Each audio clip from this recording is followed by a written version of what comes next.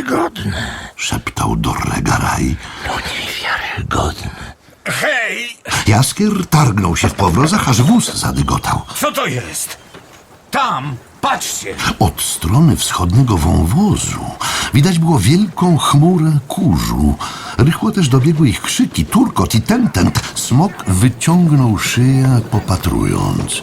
Na równinie wtoczyły się 3 wielkie wozy wypełnione zbrojnym ludem. Rozdzielając się, zaczęły okrążać smoka. To...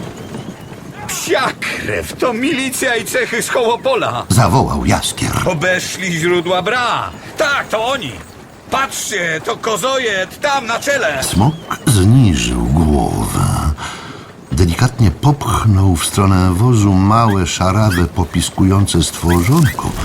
Potem uderzył ogonem po ziemi, zaryczał donośnie i pomknął jak strzała na spotkanie Hołopolan. Co to jest? Spytała Yennefer. To małe. To, co kręci się w trawie, Geralt? To, czego smok bronił przed nami. Powiedział Wiedźmin. To, co wykluło się niedawno w jaskini, tam, w północnym kanionie. Smoczątko wyklute z jaja smoczycy otrutej przez kozojeda. Smoczątko, potykając się i szorując po ziemi wypukłym brzuszkiem, chwiejnie podbiegło do wozu, pisnęło, stanęło słupka, rozcapierzyło skrzydełka, potem zaś bez zastanowienia przylgnęło do boku czarodziejki. Yennefer z wielce niewyraźną miną westchnęła głośno. Lubicie. Mruknął Geralt. Młody, ale nie głupi. Jaskier, wykręcając się w więzach, wyszczerzył zęby. Patrzcie, gdzie wetknął łebek. Chciałbym być na jego miejscu, cholera. Hej, mały, uciekaj! To Yennefer, postrach smoków i wiedźminów. Przynajmniej jednego wiedźmina. Milcz, Jaskier! Krzyknął Dorregaray. Patrzcie, tam! Na pole! Już go dopadli! Niech ich zaraza! Wozy Hołopolan, dudniąc niczym bojowe rydwany, gnały na atakującego je smoka. Leć go! Ryczał kozojed, uczepiony pleców woźnicy. Leć go, kumocy! Gdzie popadnie i czym popadnie, nie żałować! Smok zwinnie uskoczył przed najeżdżającym na niego pierwszym wozem, błyskającym ostrzami kos, wideł i rohatyn, ale dostał się między 2 następne, z których targnięta rzemieniami spadła na niego wielka, podwójna rybacka sieć. Smok zaplątany zwalił się, poturlał, zwinął w kłębek, rozkraczył łapy. Sieć rwana na strzępy zatrzeszczała ostro. Z pierwszego wozu, który zdołał zawrócić, ciśnięto na niego następne sieci, oplatając go dokumentnie. 2 pozostałe wozy też zakręciły, pomknęły ku smokowi, turkocąc i podskakując na wybojach. Popadłeś w sieci, Karasiu! Darł się kozojed. Zaraz my ciebie z łuski oskrobiemy! Smok zaryczał, buchnął strzelającym w niebo strumieniem pary.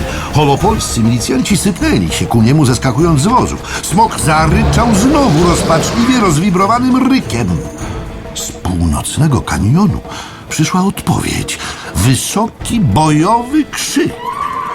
Wyciągnięte w szaleńczym galopie, powiewając jasnymi warkoczami, gwiżdżąc przenikliwie, otoczone migotliwymi błyskami szabel z wąwozu wypadły... Zerrikanki! Krzyknął Wiedźmin, bezsilnie szarpiąc powrozy. O cholera! Zawtórował Jaskier. Geralt! Rozumiesz? Zerrikanki przejechały przez ciżmę jak gorący nóż przez paskę masła, znacząc drogę porąbanymi trupami. W biegu zeskoczyły z koni, stając obok targającego się w sieci smoka. Pierwszy z nadbiegających milicjantów natychmiast stracił głowę. Drugi zamierzył się na widłami, ale Zerrikanka, trzymając szablę oburącz, odwrotnie, końcem do dołu, rozchlastała go od krocza po mostek. Pozostali zrejterowali pośpiesznie. Na wozy! Ryknął kozojed. Na wozy, kumocy! Wozami ich rozjedziemy! Geralt! Krzyknęła nagle Yennefer, kurcząc związane nogi i nagłym rzutem wpychając je pod wóz. Pod wykręcone do tyłu skrępowane ręce Wiedźmina. Znak Igni! Przepalaj! Wyczuwasz powrót? Przepalaj do cholery! Na ślepo? Jęknął Geralt. Poparzę cię, Jen. Składaj znak! Wytrzymam! Usłuchał, poczuł mrowienie w palcach złożonych w znak Igni tuż nad związanymi kostkami czarodziejki. Yennefer odwróciła głowę, wgryzła się w kołnierz kubraczka, tłumiąc jęk. Smoczątko, piszcząc, tłukło skrzydełkami u jej boku. Jen! Przepalaj! Zawyła. Więzy puściły w momencie, gdy obrzydliwy, mdlący odór przypiekanej skóry stał się nie do wytrzymania. Dorregaraj wydał z siebie dziwny odgłos i zemdlał, obwisły w pętach u koła wozu. Czarodziejka, skrzywiona z bólu, wyprężyła się, unosząc wolną już nogę, krzyknęła wściekłym, pełnym bólu i złości głosem. Medalion na szyi Geralta zatargał się jak żywy. Yennefer wyprężyła udo i machnęła nogą w stronę szarżujących wozów holopolskiej milicji. Wykrzyczała zaklęcie, powietrze zatrzeszczało i zapachniało ozonem. O bogowie! Jęknął Jaskier w podziwie. Cóż to będzie za ballada? Yennefer. Zaklęcie rzucone zgrabną nóżką nie ze wszystkim udało się czarodziejce. Pierwszy wóz wraz ze wszystkim, co się na nim znajdowało, nabrał po prostu kaczeńcowo-żółtej barwy, czego hołopolscy wojownicy w zapale bitewnym nawet nie zauważyli. Z drugim wozem poszło lepiej. Cała jego załoga w okamgnieniu zmieniła się w ogromne kostropate żabry, które rechocąc uciesznie rozkicały się na wszystkie strony. Wóz pozbawiony kierownictwa przewrócił się i rozleciał. Konie, rżąc histerycznie, umknęły w dal, wlokąc za sobą ułamany dyszel. Yennefer zagryzła wargi i ponownie zamachała nogą w powietrzu. Kaczeńcowy wóz wśród skocznych tonów muzyki dobiegającej skądś z góry rozpłynął się nagle w kaczeńcowy dym, a cała jego obsada klapnęła w trawę, ogłupiała, tworząc malowniczą kupę. Koła trzeciego wozu z okrągłych zrobiły się kwadratowe i skutek był natychmiastowy. Konie stanęły dęba, wóz wywalił się, a hołopolskie wojsko wykuliło się i posypało na ziemię. Yennefer już z czystej mściwości machała zawzięcie nogą i krzyczała zaklęcia, zamieniając hołopolan na chybił trafił. W żółwie, gęsi, stonogi, flamingi, pasiaste prosięta, zerrikanki wprawnie i metodycznie dożynały pozostałych. Smok, poszarpawszy wreszcie sieć na strzepy, zerwał się, załopotał skrzydłami, zaryczał i pomknął, wyciągnięty jak struna, za ocalałym z pogromu umykającym szewcem kozojedem. Kozojed pomykał jak jeleń, ale smok był szybszy. Geralt, widząc rozwierającą się paszczę i błyskające zęby ostre jak sztylety, odwrócił głowę. Usłyszał makabryczny wrzask i obrzydliwy chrzęst. Jaskier krzyknął zduszonym głosem. Yennefer z twarzą białą jak płótno zgięła się w pół, wykręciła w bok i zwymiotowała pod wóz. Zapadła cisza, przerywana jedynie okazjonalnym gęganiem, kumkaniem i pokwikiwaniem niedobitków hołopolskiej milicji. Wea, uśmiechnięta nieładnie, stanęła nad Yennefer, szeroko rozstawiwszy nogi. Zerrikanka uniosła szablę. Yennefer, blada, uniosła nogę. Nie, powiedział Bor, zwany Trzy Kawki, siedzący na kamieniu. Na kolanach trzymał smoczątko, spokojne i zadowolone. Nie będziemy zabijać pani Yennefer. Powtórzył smok Willentratemert. To już nieaktualne. Co więcej, teraz jesteśmy wdzięczni pani Yennefer za nieocenioną pomoc. Uwolnij ich, Wea. Rozumiesz, Geralt? Szepnął Jaskier, rozcierając zdrętwiałe ręce. Rozumiesz? Jest taka starożytna ballada o Złotym Smoku. Złoty Smok Może przybrać każdą postać. Mruknął Wiedźmin. Również ludzką. Też o tym słyszałem. Ale nie wierzyłem. Panie Jarpenie Zigrin! Zawołał Willentratemert do krasnoluda uczepionego pionowej skały na wysokości 20 łokci nad ziemią. Czego tam szukacie? Świstaków? Nie jest to wasz przysmak, jeśli dobrze pamiętam. Zejdźcie na dół i zajmijcie się rębaczami. Potrzebują pomocy. Nie będzie się już zabijać nikogo. Jaskier, rzucając niespokojne spojrzenia na zerrikanki czujnie krążące po pobojowisku, cucił wciąż nieprzytomnego Dorregaraja. Geralt smarował maścią i opatrywał poparzone kostki Yennefer. Czarodziejka syczała z bólu i mruczała zaklęcia. Uporawszy się z zadaniem, Wiedźmin wstał. Zostańcie tu. Powiedział. Muszę z nim porozmawiać. Yennefer, krzywiąc się, wstała. Idę z tobą, Geralt. Wzięła go pod rękę. Mogę? Proszę, Geralt. Ze mną? Jen. Myślałem... Nie myśl. Przycisnęła się do jego ramienia. Jen. Już dobrze, Geralt. Spojrzał jej w oczy, które były ciepłe, jak dawniej. Pochylił głowę i pocałował w usta, gorące, miękkie i chętne, jak dawniej. Podeszli. Yennefer, podtrzymywana, dygnęła głęboko jak przed królem, ujmując suknię końcami palców. Trzykaw... Wilen Tretenmert. Powiedział Wiedźmin. Moje imię w wolnym przekładzie na wasz język oznacza 3 czarne ptaki. Powiedział smok. Smoczątko, wczepione pazurkami w jego przedramię, podstawiło kark pod głaszczącą dłoń. Chaos i ład. Uśmiechnął się Willan Tretenmert. Pamiętasz, Geralt? Chaos to agresja. Ład to obrona przed nią. Warto pędzić na koniec świata, by przeciwstawić się agresji i złu, prawda? Wiedźminie? Zwłaszcza jak mówiłeś, gdy zapłata jest godziwa, a tym razem była.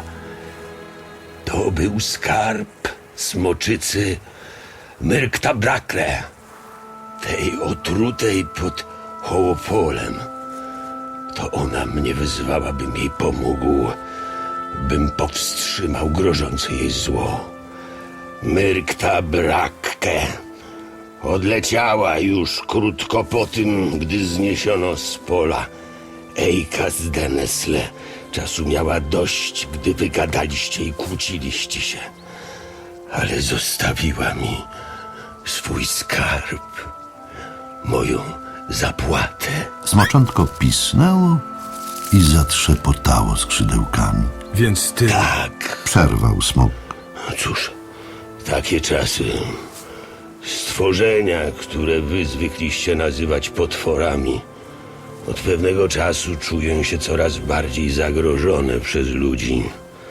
Nie dają już sobie rady same. Potrzebują obrońcy. Takiego wiedźmina. A cel? Cel, który jest na końcu drogi. Oto on. Willan Tretenmert uniósł przedramię. Smoczątko pisnęło, przestraszone. Właśnie go osiągnąłem. Dzięki niemu przetrwam. Geralcie z Rivii udowodnię, że nie ma granic możliwości. Ty też znajdziesz kiedyś taki cel, Wiedźminie. Nawet ci, co się różnią, mogą przetrwać. Żegnaj, Geralt. Żegnaj, Yennefer. Czarodziejka, chwytając mocniej ramię Wiedźmina, dygnęła ponownie. Willan Tretenmert wstał, spojrzał na nią, a twarz miał bardzo poważną. Wybacz szczerość i prostolinijność, Yennefer. To jest wypisane na waszych twarzach. Nie muszę nawet starać się czytać w myślach. Jesteście stworzeni dla siebie. Ty i Wiedźmin. Ale nic z tego nie będzie. Nic. Przykro mi.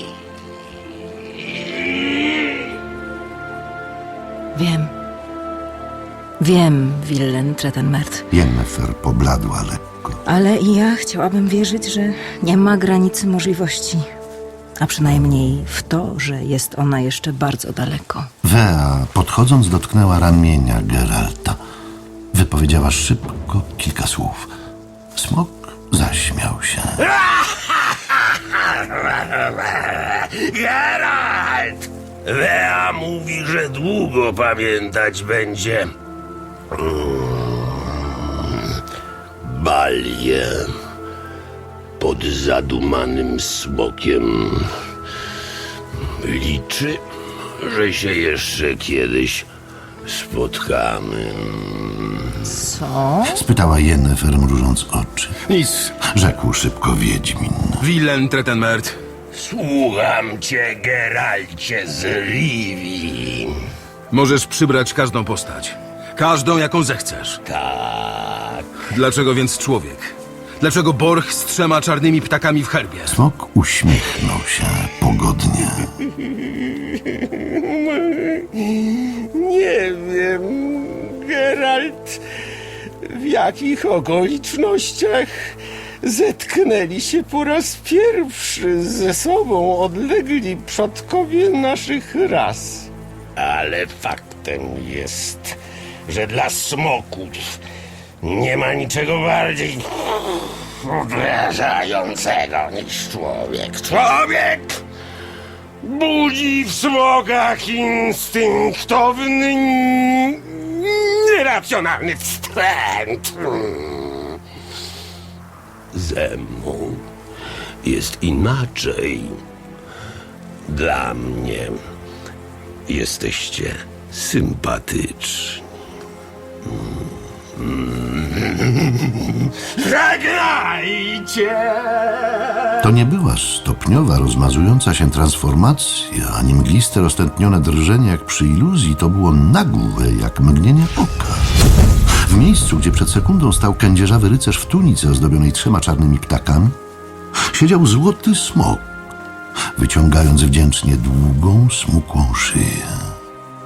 Skłoniwszy głowę, smok rozpostarł skrzydła, olśniewająco złote w promieniach słońca.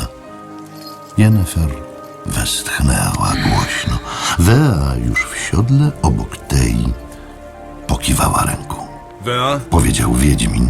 miałaś rację. On jest najpiękniejszy.